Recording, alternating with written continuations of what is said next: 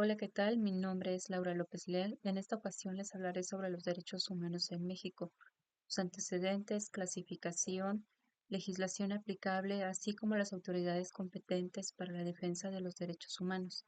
Pero antes de comenzar, tenemos que respondernos a la pregunta, ¿qué son los derechos humanos? Los derechos humanos son todas aquellas condiciones necesarias para una vida digna. Estos derechos son propios a todos los seres humanos, independientemente de su nacionalidad, género, origen étnico, color, religión, idioma o cualquier otra condición.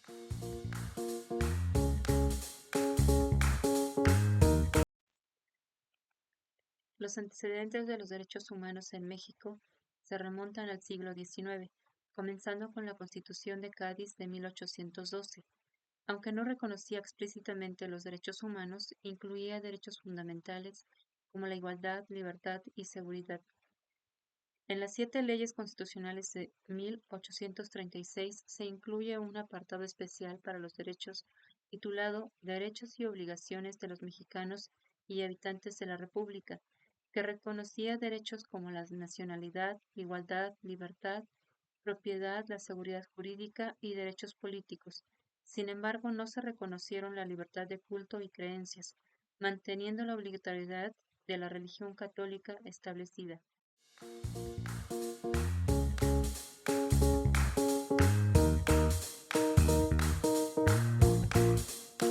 En el año de 1847, Ponciano Arriaga, abogado constituyente mexicano, de tendencia liberal y federalista, diputado del Congreso de la Unión, presentó una propuesta de ley para el establecimiento de una Procuraduría de Pobres como institución defensora de los derechos humanos. En la Constitución de 1857 se reconoció derechos fundamentales como la libertad de expresión, se abolió la esclavitud y se prohibió la pena de muerte. Sin embargo, no se abordaron los derechos de la mujer y la libertad de creencias. Durante el Segundo Imperio, Carlota, como regente de México, abolió los castigos corporales, estableció un límite para las jornadas de trabajo y promulgó la Ley de Instrucción Pública para garantizar que la educación primaria fuera obligatoria y gratuita. En la Constitución de 1917, vigente hasta la fecha, se incorporaron derechos sociales y laborales, situando a México como pionero a nivel mundial en la materia de derechos humanos. En el año de 1990, se crea la Comisión Nacional de los Derechos Humanos, CNDH, para supervisar el cumplimiento de estos derechos. En el año de 1992, la protección y defensa de los derechos humanos se elevó a rango constitucional mediante un decreto que añadió el inciso B al artículo 102 de la Constitución Política de los Estados Unidos Mexicanos. Desde el año 2011, los derechos contenidos en tratados internacionales también tienen rango constitucional.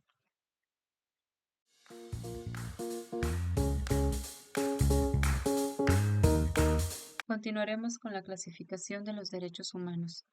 Los derechos humanos se clasifican en civiles, económicos, sociales, culturales y ambientales. En los derechos civiles se incluyen el derecho a la vida y a no ser discriminado, como establece el artículo 2 de la Declaración Universal de los Derechos Humanos. Los derechos económicos, sociales y culturales, como el derecho a la educación y a la salud, garantizan condiciones de vida digna y se reflejan en los artículos 23 y 25 de la Declaración Universal de Derechos Humanos. Los derechos culturales protegen la identidad y participación en la vida cultural, mientras que los derechos ambientales incluyen el acceso a aire y agua limpios, a ecosistemas sanos y biodiversidad, a entornos no contaminados. En la Declaración Universal de los Derechos Humanos, que contiene 30 derechos y libertades, se incluye el derecho a no ser torturado, la libertad de expresión, al derecho a la educación y a buscar asilo. Abarca también derechos civiles y políticos como el derecho a la vida y a la libertad, así como derechos económicos, sociales y culturales, como lo son la seguridad social, la salud y una vivienda adecuada.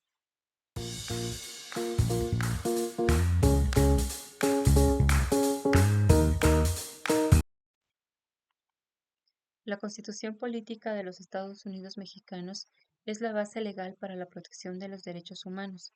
En los artículos 1 al 29 se expresan los derechos fundamentales como la no discriminación, el reconocimiento de la personalidad jurídica, la vida, la integridad personal, la protección a la familia, el nombre, la nacionalidad, los derechos de la niñez, así como los derechos políticos, las libertades de pensamiento y religión, el principio de la legalidad y retroactividad, y la prohibición de la pena de muerte, esclavitud, desaparición forzada y la tortura. En el artículo primero se establece que todas las personas gozarán de los derechos reconocidos en la Constitución y tratados internacionales. En el artículo 102, inciso B, se obliga al Congreso y legislaturas locales a crear organismos de protección de los derechos humanos. En tanto, en el artículo 133 se establece la supremacía de la Constitución y los tratados internacionales en el siguiente orden. Primero tenemos a la Constitución Política de los Estados Unidos Mexicanos.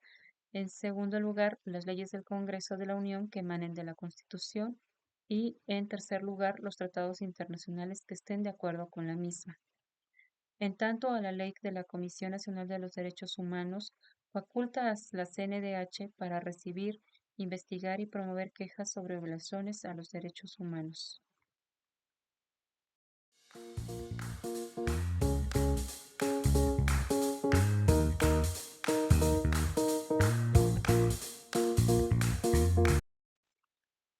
La Comisión Nacional de los Derechos Humanos tiene la misión de defender a quienes consideran que sus derechos han sido violados.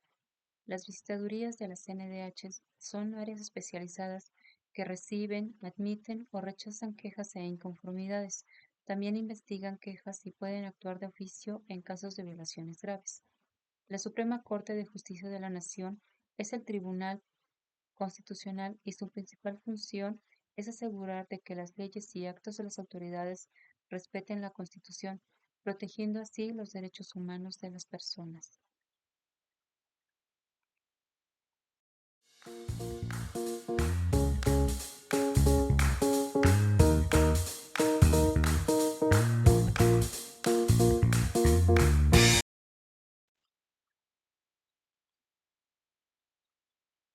Como conclusión, podemos quedar que es importante educar en el respeto y conocimiento de los derechos humanos, porque se promueve una sociedad más justa y equitativa. Al comprender sus derechos, las personas pueden defenderse contra abusos y exigir un trato digno. Además, fomenta la empatía, el respeto mutuo y la convivencia pacífica.